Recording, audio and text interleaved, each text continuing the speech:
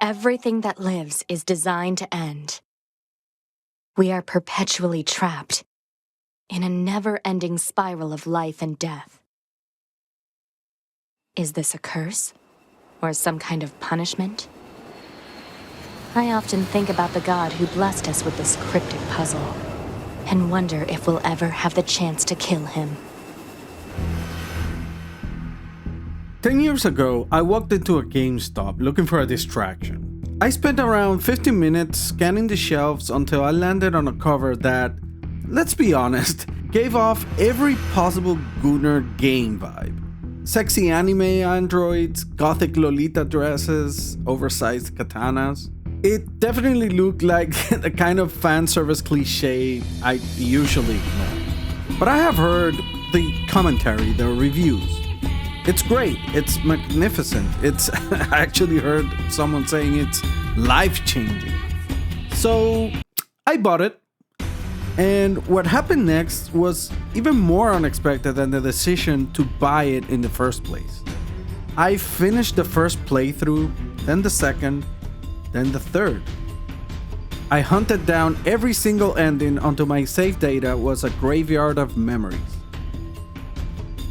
And by the end, I felt like I played the best video game I've ever played. And I still feel like that. But this video isn't about the gameplay. It's about realization. NieR Automata isn't a traditional video game. It is a masterpiece of interactive art. It is quite literally a stage play.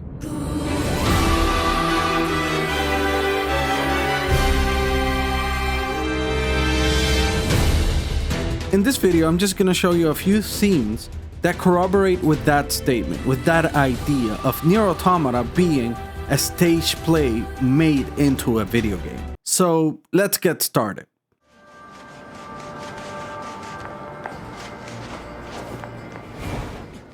The first sign that you're witnessing a performance isn't the combat, it's the sonic architecture. The music has a very intentional dramatic weight that frames every scene.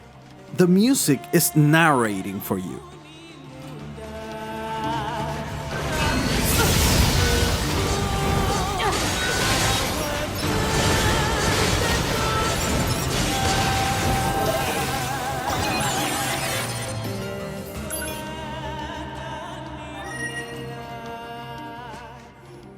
Composer Keiichi Okabe did something disruptive. He used voices as a primary instrument. But listen closely. They aren't speaking a recognized language.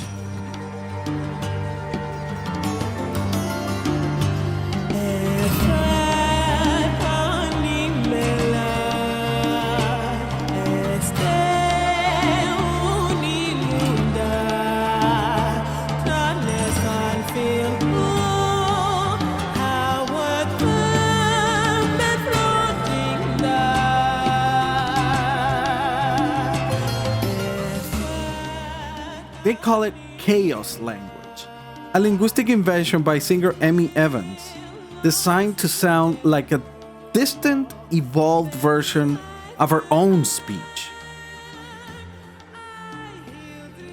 Then there's the framing. From the jump, the game plays with your perspective, shifting from 3D action to 2D side-scrolling. But it was the first Goliath battle that broke the fourth wall for me.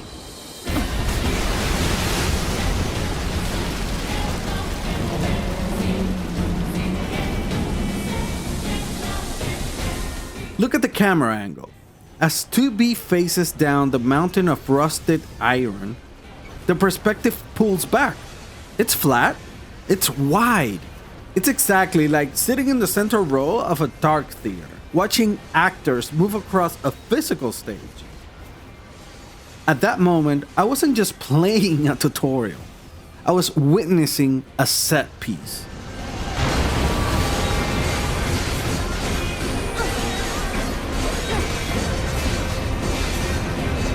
I was the audience, and the world was the stage. Now let's get into very specific scenes where I find that this theory of mine, or this idea of mine, it's proven.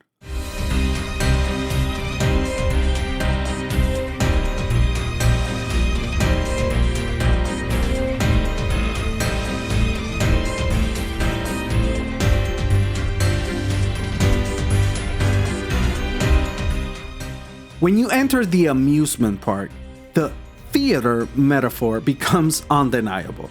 The track begins with a fluttering, repetitive piano motif like a mechanical music box.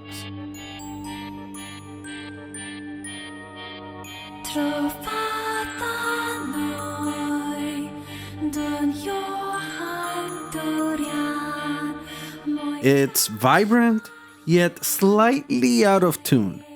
And then you see the machines. In any other game, these are enemies.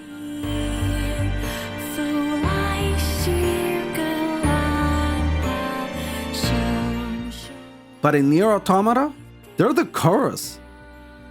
Dressed in clown hats and capes, throwing confetti, spinning in rhythmic circles, literally dancing to the track. Even the lyrics seems to be coming from their own metallic throats. But then comes the scenic transition.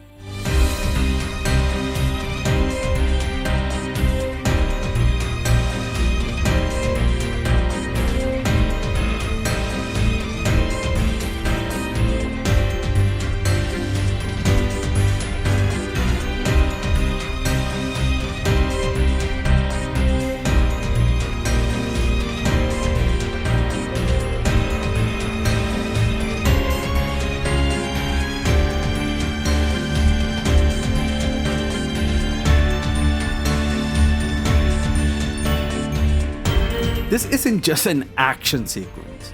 It's a high-speed movement designed to disorient you, moving the audience across the set at high speed before the crash into the main arena.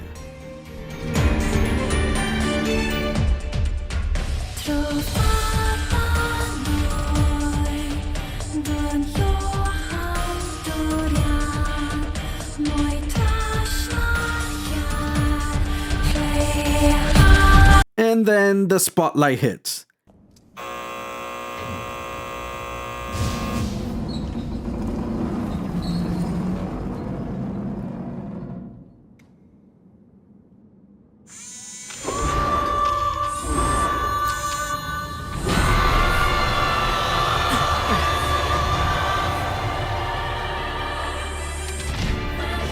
What the hell? Our records don't say anything about a machine like this.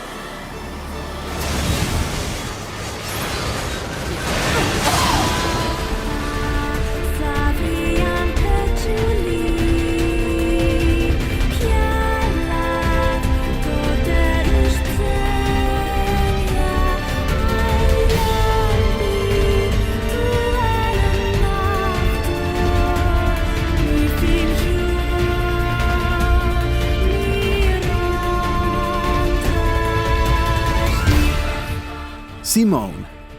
She's the ultimate tragic diva. Her dress is a macabre assembly of the bodies of androids she's consumed in her failed quest to be beautiful.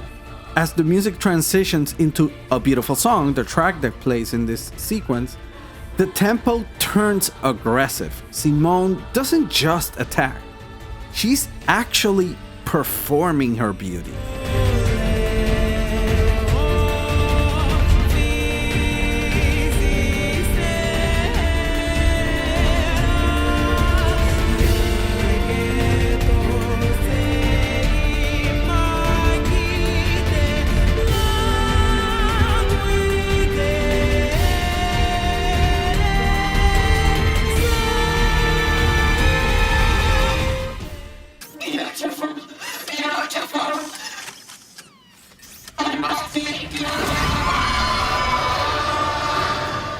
She uses captured androids as living props suspended in cruciform patterns across the stage, firing waves of energy that move in rhythmic, choreographed pattern if you pay attention to it. The battle is a duet. and when you hack her, the music drops to a lonely 8-bit melody, as if you have pierced through the grand production to find the broken machine humming to herself in her dressing room.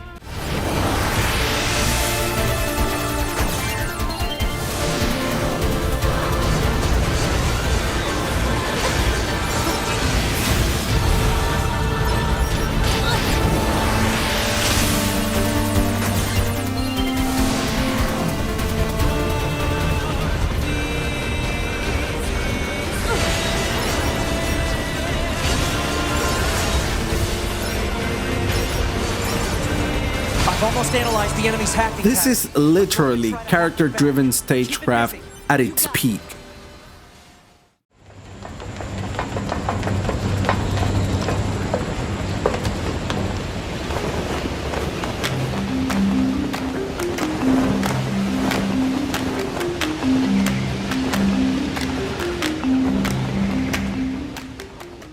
Another scene that I like a lot, Pascal's village. The music, Pascal, starts with the choir of high-pitched robotic children's voices.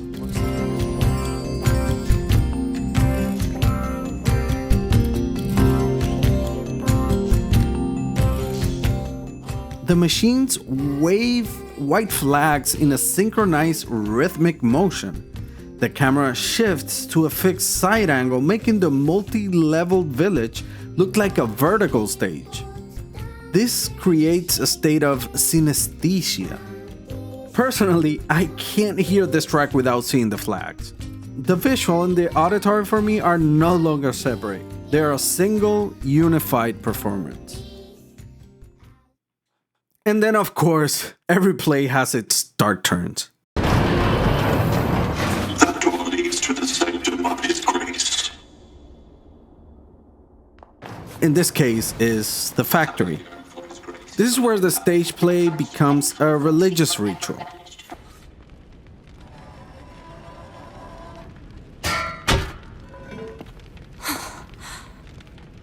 His wondrous grace has become a god.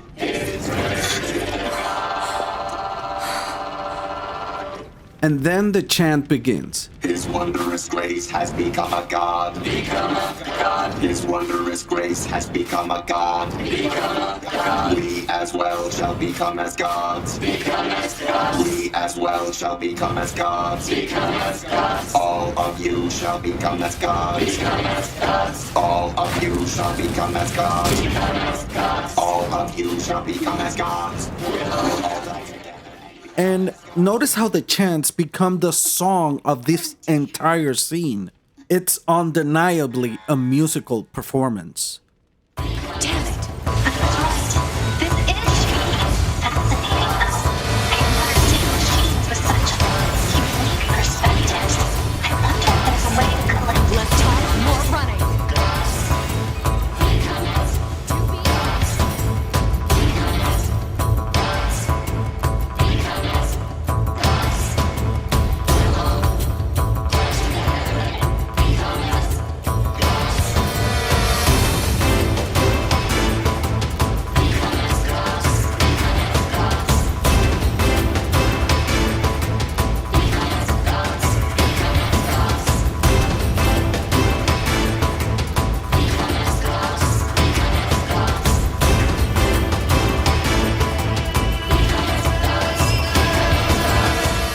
The track, Birth of a Wish, is built on an industrial pulse, a heartbeat of steel. It's a rhythmic incantation. Hundreds of machines moving in unison, throwing themselves into vats of molten metal. We must die and become gods. Yes, let us die now.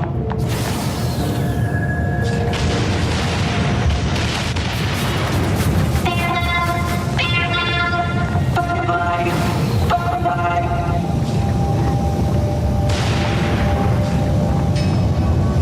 It is a massive choreographed self-elimination cult, if you know what I mean. The lighting is harsh, theatrical, red and deep shadows. Yoko Taro uses the environment to make you feel like an uninvited guest at a horrifying private performance. That was certainly something.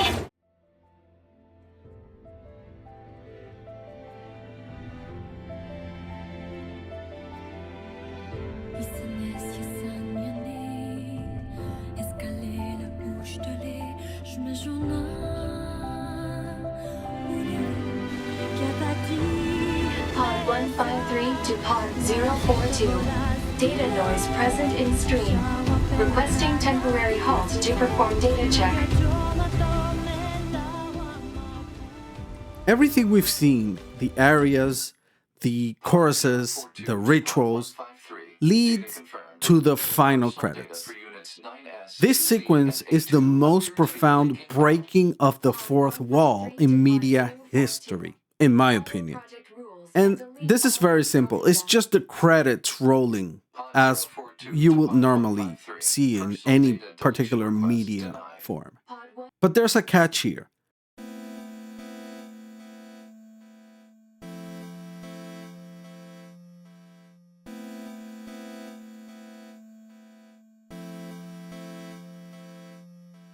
The credit rolls become a minigame. The defense program has initiated a purge. If this continues, our consciousness data will likely be deleted. Pod 042 to Pod 153. We were created to execute the android's Project Yorha plan. We had no capacity for emotion. Same minigame to the 8-bit minigame that you saw when you were hacking robots during your gameplay. But the challenge here is actually to eliminate the game's creators.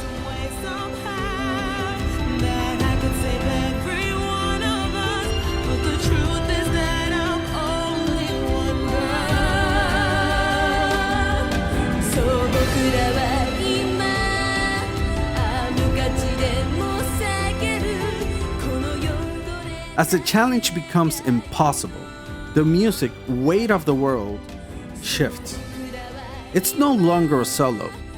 A massive soaring choir joins in.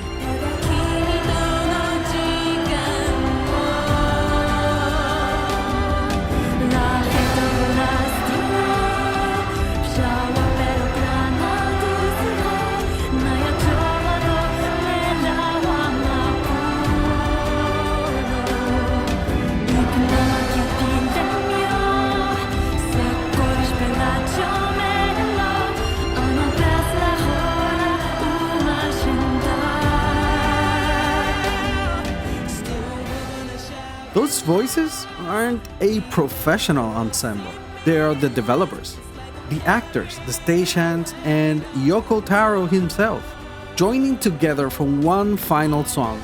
It's that moment at the end of any Broadway show where the entire cast comes out and takes a bow, acknowledging that the play is finally over.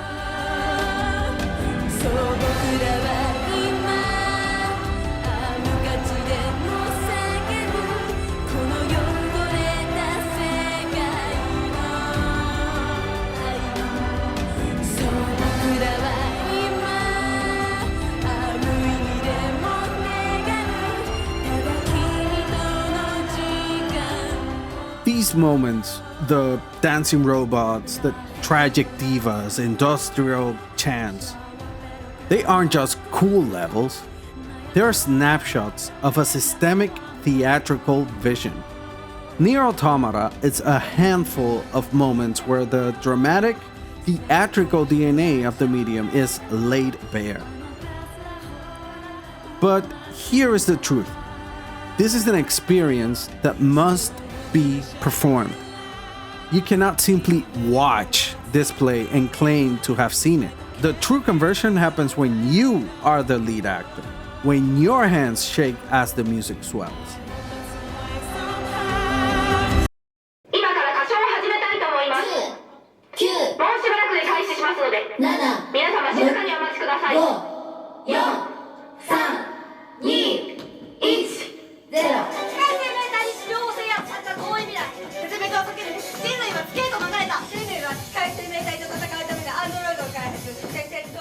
After finishing the game, I spent weeks obsessed with this theory until I found the smoking gun. Years before this game was a line of code, it was a stage play written by Yoko Taro called Yorha 1.0. The blueprints for this entire world was literally floorboards and stage lights, entirely proving the point of this video.